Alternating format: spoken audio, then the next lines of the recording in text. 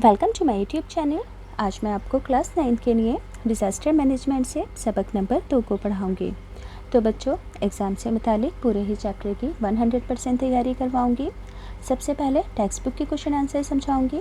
Text book के question answer के ज़रिए से ही एग्ज़ाम से मुतालिक हर उस कंसेप्ट को क्लियर करवाऊँगी जो कि आपके सिलेबस से मुतालिक होगा, ताकि आप एग्ज़ाम में किसी भी क्वेश्चन के आंसर को अपने लफ्ज़ों में बनाकर लिख सको। बच्चों, इसके अलावा अक्सर एग्ज़ाम में पूछे जाने वाले most important repeated question answer भी समझाऊंगी, जो कि एग्ज़ाम में बार बार रिपीट होते हैं और आने वाले एग्ज़ाम में भी आपसे ज़रूर पूछे जाएंगे। तो सभी बच्चे वीडियो को पूरा ज़रूर देखेंगे और बाकी के सभी चैप्टर्स आपको चैनल की प्लेलिस्ट में मिल जाएंगे, आप वहां से जाकर देख सकते हो। तो बच्चों, चैप्टर नंबर 1 में भी मैंने आपको बताया था कि आपको क्लास 9 में डिज़ास्टर मैनेजमेंट सब्जेक्ट किस वजह से पढ़ाया जा रहा है, ताकि आप सभी के अंदर कुदरती और इंसानी पैदा किर्दा आफतों से बचने की सलाहियत पैदा हो सके, आपके अंदर अवेयरनेस लाई जा सके। इसी वजह से आपको ये चैप्टर्स पढ़ाए जा रहे हैं। तो यहाँ पर देखो, सबक नंबर 2 का नाम क्या है? आफत से निपटने के इंतज़ामात के कौन कौन से अज्जा होते हैं, यानी कि आफतों से निपटने के लिए किस किस तरीके से बचा जा सकता है। इस चैप्टर के अंदर भी आपको यही समझाया जाएगा।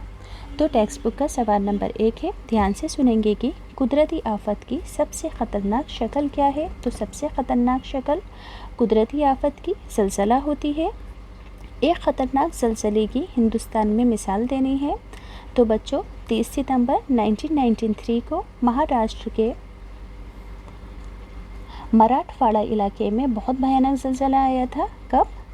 30 सितंबर 1993 को महाराष्ट्र के मराठवाड़ा इलाके के अंदर। इस ज़लज़ले से कितनी तबाही हुई थी? तो 10,000 लोग मारे गए थे और 2 लाख लोगों के घर तबाह हो गए थे इस ज़लज़ले की वजह से। ये ज़लज़ला इतना भयानक था। याद रहेगा कब आया था? 1993 में महाराष्ट्र के मराठवाड़ा इलाके में। ऐसे शहरों के बारे में ख्याल करिए जो आफत के इलाके में हो, लेकिन जहां अभी तक कोई आफत नहीं आई हो। क्या आप पहले से पेश की तैयारी का तसव्वुर कर सकते हैं कि आफत के वक्त और इसके बाद क्या होना चाहिए?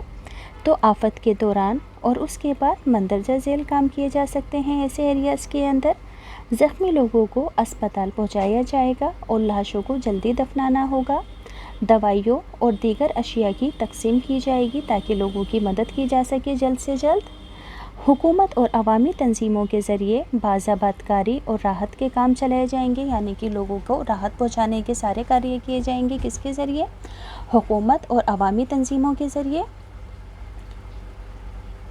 तो बच्चों, समझ में आए कि यहाँ पर क्या बोला गया है कि पेश की तैयारी के लिए क्या क्या करना चाहिए। पेश की तैयारी का कि आफत के वक्त और उसके बाद क्या क्या करना चाहिए। तो आफत के दौरान और उसके बाद मंदरजा झेल काम करने चाहिए। क्या क्या? ज़ख्मी लोगों को अस्पताल पहुंचाना और लाशों को जल्दी दफनाना, दवाइयों का और ज़रूरी चीज़ों की तकसीम करना लोगों के अंदर ताकि लोगों को फौरी तौर पर राहत मिल सके।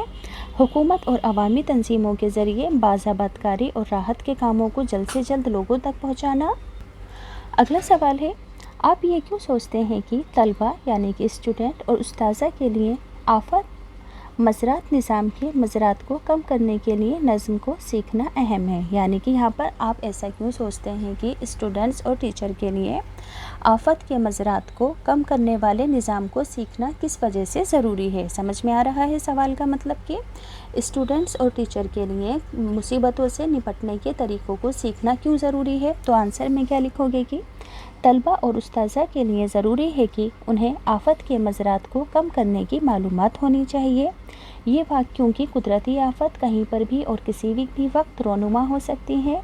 अगर हम इन वाक़यात के बारे में मालूमात रखते हैं तो हम लोगों की मदद कर सकते हैं, अपनी भी हिफाजत कर सकते हैं।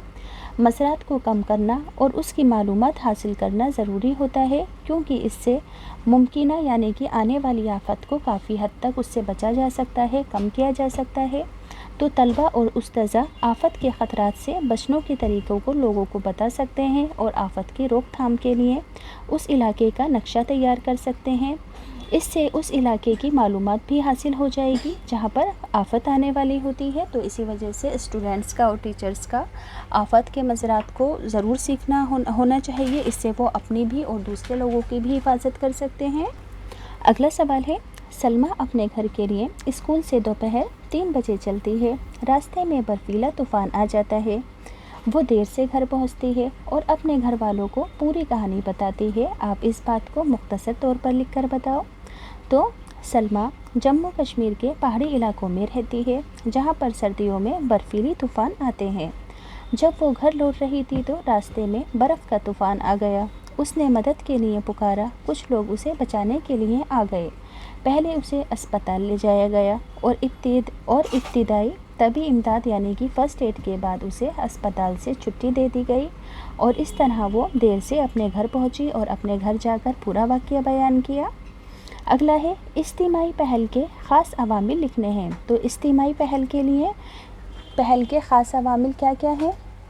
इज्तिमाई यानी कि लोगों की मिली जुली मदद किस तरीके से होती है। देखो, जैसे कि पहले से तैयारी को करना, राहत और जवाबी कार्रवाई को करना, बाज़ाबातकारी, आफत के असरात को कम करने के तरीक़ों को अपनाना। याद रहेगा कि देखो, इज्तिमाई पहल की ख़ास चीज़ें कौन कौन सी हैं। तो पेश की तैयारी यानी कि पहले से तैयारी करके रखना ताकि आफत के असरात को कम किया जा सके। राहत और जवाबी कार्रवाई का इंतज़ाम करके रखना कि आफत आने के बाद राहत लोगों को किन किन चीज़ों से पहुंचने वाली है, उन चीज़ों का इंतज़ाम करके रखना। बाज़ाबातकारी यानी कि लोगों के रहने की इंतज़ाम वगैरह करना। आफत के असरात को कम करना यानी कि आफत के असरात को कैसे कम किया जा सकता है। लोगों के अंदर अवेयरनेस लागे, लोगों को इत्तला देकर कि वो अपने लिए कोई महफूज मकाम पहले से ढूंढ लें और ये ख़तरे वाली जगह खाली कर दें। अगला सवाल है आफत के नज़म में आम ज़िंदगी पर लौटना और बाज़ाबातकारी के बारे में लिखना है। तो देखो, आफत के नज़म में दोबारा ज़िंदगी को शुरू करने के लिए सरमाए यानी कि पूंजी की ज़रूरत होती है, जो ऐसे मकानात बनाने के लिए दिया जाता है जो मुतासिरा इलाके में बनाए जाते हैं। ज़रूरी खिदमात भी पेश की जाती हैं और लोगों को फिर से काम करने के लिए ज़हनी तौर पर तैयार किया जाता है ताकि वो अपनी ज़िंदगी को आगे बढ़ा सके इस कुदरती आफत को भूलकर।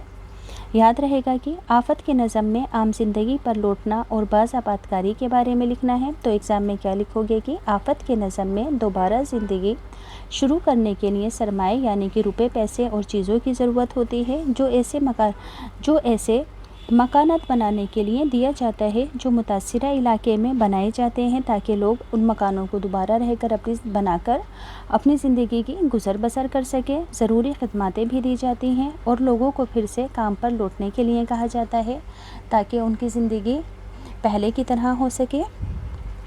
अगला सवाल है, ध्यान से सुनेंगे, बिल्कुल छोटा सा चैप्टर है बच्चों। लास्ट क्वेश्चन है आफत के नज़म के 4 अनासिर कॉमनवेल्थ हुकूमत ने दिए हैं, बयान करने हैं। सबसे पहले पेश की तैयारी, इससे खिदमत का तयन होता है यानी कि पहले से तैयारी करना। जवाबी कार्रवाई का मतलब क्या है कि कोई अमल तब तक बाअसर नहीं होता जब तक उसके मुस्बत असरात को कम ना किया जाए और ख़तरे को कम ना किया जाए। कि जवाबी कार्रवाई का मतलब है कि रोकथाम वगैरह करना किसी चीज़ को, जैसे बाढ़ वगैरह आने की। आम जिंदगी की वापसी, तो मुसीबत के दौरान इस्तेमाल किए गए तरीक़ेकार जिनकी वजह से कम्युनिटी की बाज़ाबातकारी मुतासिर हुई थी। अगला है रोकथाम, तो आफत के असरात को शिद्दत को कम करने के लिए जो तरीके अपनाए गए हों, जैसे कि रोकथाम वगैरह कि किस तरीके से आफत के असरात को कम किया जा सकता है। बच्चों, सवाल का मतलब समझ में आ गया ना आपको कि आफत के नज़म के 4 अनासिर बताने हैं जो कि कॉमनवेल्थ हुकूमत ने दिए हैं। पहले पेश की तैयारी करना, फिर जवाबी कार्रवाई करना, फिर आम जिंदगी के ऊपर वापस लौटना और रोकथाम भी करना ताकि आने वाले टाइम में अगर इस तरह का कोई ख़तरा आता है तो उसे किस तरीके से बचा जा सकता है। तो बच्चों, यहाँ से ये चैप्टर कंप्लीट होता है।